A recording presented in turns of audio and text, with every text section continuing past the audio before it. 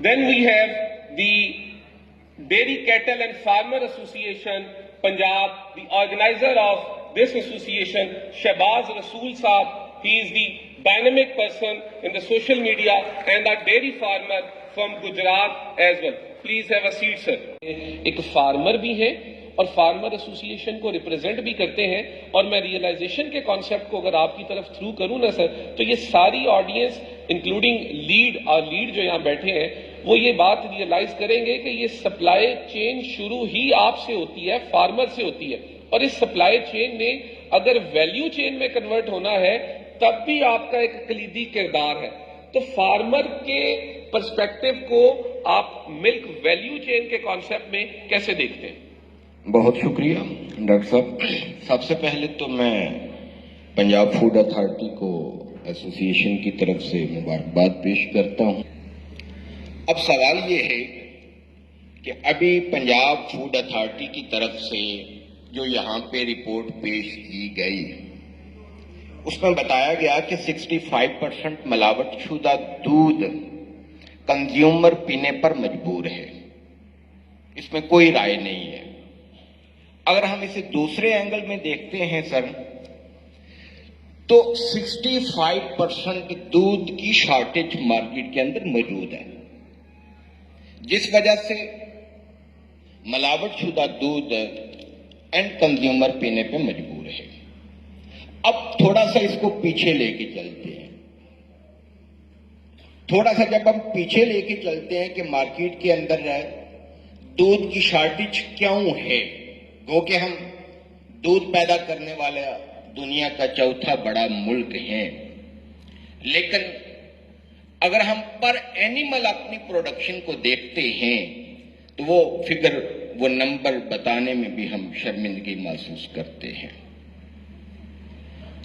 بات یہ ہے جی کہ ہمارے پاس دودھ نہیں ہے۔ اگر یہ کوئی کہے کہ ہمارے پاس دودھ کی نہریں بہہ رہی ہیں تو یہ حقیقت کے برعکس ہے۔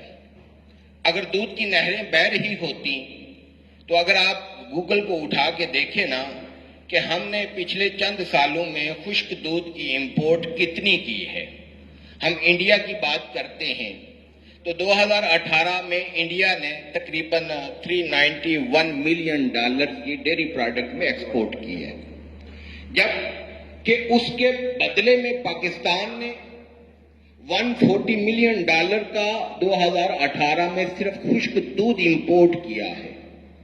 تو ڈاکٹر صاحب پتہ یہ چلا کہ ہمارے پاس دودھ نہیں ہے۔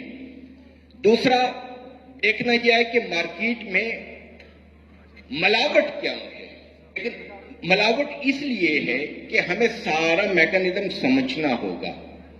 اب اگر ہماری لوکل ڈسٹرکٹ گورنمنٹ یہ کہتی ہیں، اب دودھ کا ریٹ جو ہے وہ آپ کو پتہ ہے ڈسٹرکٹ ایڈمنسٹریشن وہ مقرر کرتی ہے۔ میں گجرات سے بلانگ کرتا ہوں سر، آج بھی وہاں پہ گورنمنٹ کی طرف سے جو ریٹ ہے آفیشیل ریٹ 120 روپے ہے۔ اب گورنمنٹ کہتی ہے کہ آپ نے دودھ بیچنا ہے 120 روپے میں۔ فوڈ اتھارٹی چونکہ ایک ریگولیٹری اتھارٹی ہے، معیار کی ضمانت ہے، فوڈ اتھارٹی یہ کہتی ہے کہ آپ نے دودھ بیچنا ہے ہمارے معیار کے مطابق۔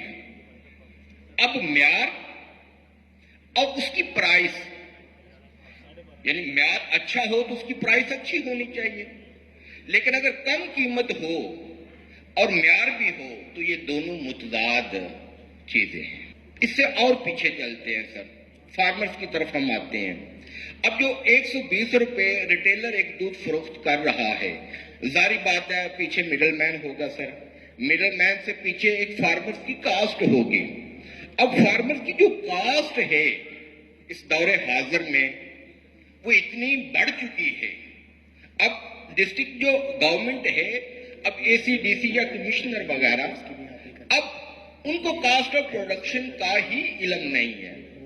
کاسٹ آف پروڈکشن کو ڈیفائن کرنا بیسیکلی یہ محکمہ لائف اسٹاک کے لوپ میں آتا ہے، یا فارمرز کے ریلیٹڈ جو ایسوسیشنز ہیں وہ مل کے بیٹھیں سر جوڑ کے، پھر اس کی پیداواری ایک لاگت نکالیں، اس کے مطابق وہ ڈسٹرکٹ گورنمنٹس کو دیں، اس کے مطابق نوٹیفیکیشن مارکیٹ میں ہو، پھر اس کے مطابق اس دودھ کا معیار جو ہے وہ فوڈ اتھارٹی معیار کو اس کی ضمانت بنائے۔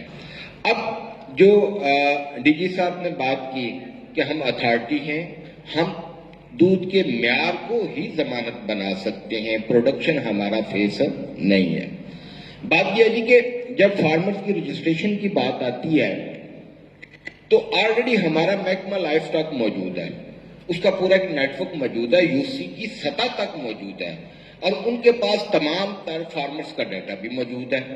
اب فوڈ اتھارٹی کا اگر لائف سٹاک کے ساتھ کولیبریشن ہو جاتی ہے تو زیادہ محنت کرنے کی ضرورت ہے، وہ ختم ہو جاتی ہے۔ ایک تو یہ ہونا چاہیے۔ دوسرا، جہاں تک میں نے منیمم پیسچرائز ایکٹ کو اسٹڈی کیا ہے ڈاکٹر صاحب، ہماری خواہش ہے کہ سیف ملک جو ہے وہ پہنچے۔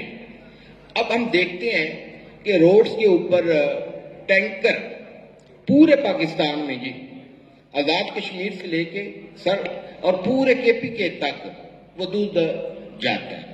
اب وہ ہے کیا، فوڈ اتھارٹی چیک کرتی ہے، لیکن جو دودھ خراب ہوتا ہے اس کو وہ ضائع بھی کیا جاتا ہے، میڈیا کے اوپر بتایا بھی جاتا ہے۔ لیکن یہاں پہ میری ریکویسٹ یہ ہے کہ جب فوڈ اتھارٹی صرف ایک اینگل پہ بات کرتی ہے نا، تو جو فارمرز کا خالص دودھ جاتا ہے اس کو بھی خراج تحسین پیش کرنا چاہیے۔ اور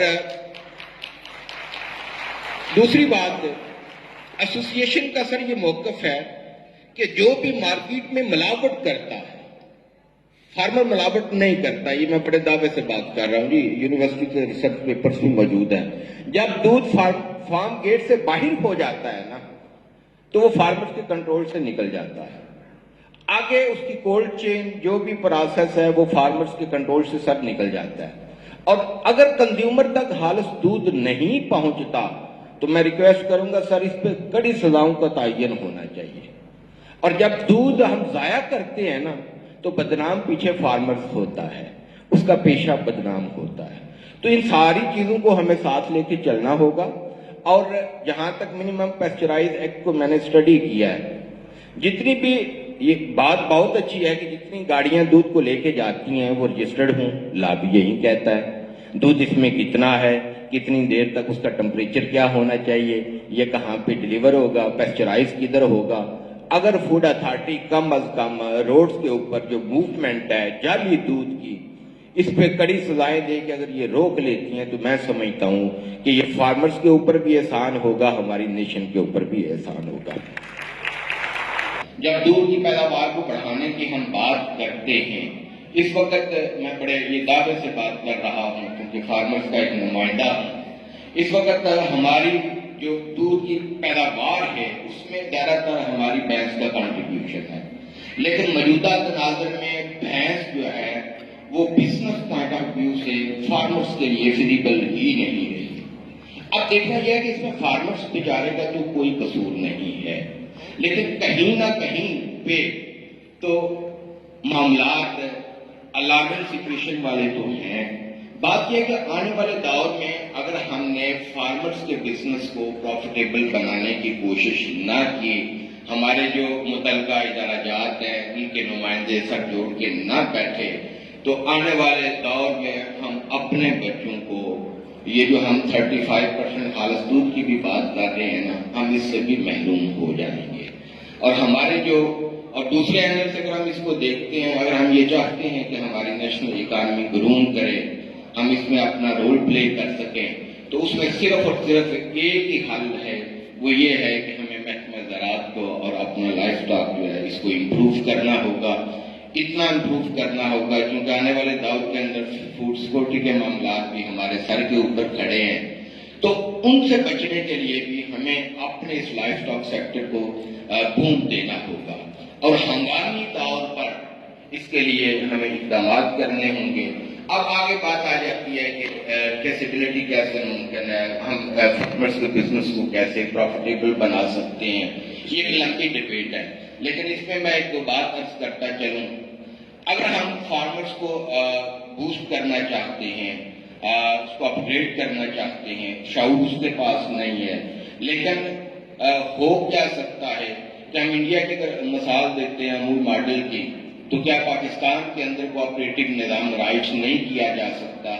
किया जा सकता है, लेकिन इसके लिए हर किसी को अपना किरदार जो है वो अदा करना होगा।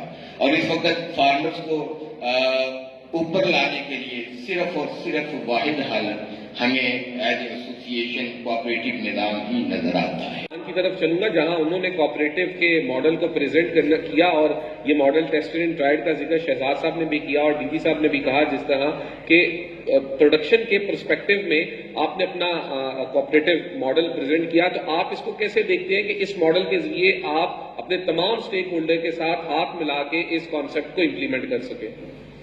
बहुत शुक्रिया डॉक्टर साहब। कोऑपरेटिव निज़ाम में बेसिकली होता क्या है ये हमें समझना पड़ेगा, ऑडियंस को भी। देखें, जब तक हम अपने छोटे फार्मर्स को किसी कलेक्टिव वो हिस्सादार नहीं बनाएंगे, उस वक्त तक फार्मर्स हमारा प्रॉफिट में नहीं जाएगा। उसकी मौजूदा फार्मिंग को प्रॉफिटेबल बनाने के लिए कोऑपरेटिव निज़ाम का होना वो ज़रूरी है। अब कोऑपरेटिव निज़ाम में एसोसिएशन का काम क्या है? एसोसिएशन फार्मर्स को इकट्ठा कर लेगी, उनको शाउट दे लेगी, मोबिलाइज कर लेगी, लेकिन इदारों को अपने हिस्से का किरदार अदा करना होगा, इक्विपमेंट की शक्ल में, उनकी ट्रेनिंग की शक्ल में, या जो दीगर मामलात हैं। बात सिर्फ इतनी है कि सेफ मिल्क को एंड कंज्यूमर तक पहुंचाने में तमाम तर स्टेक होल्डर का एक पेज पे आना वो जरूरी होगा।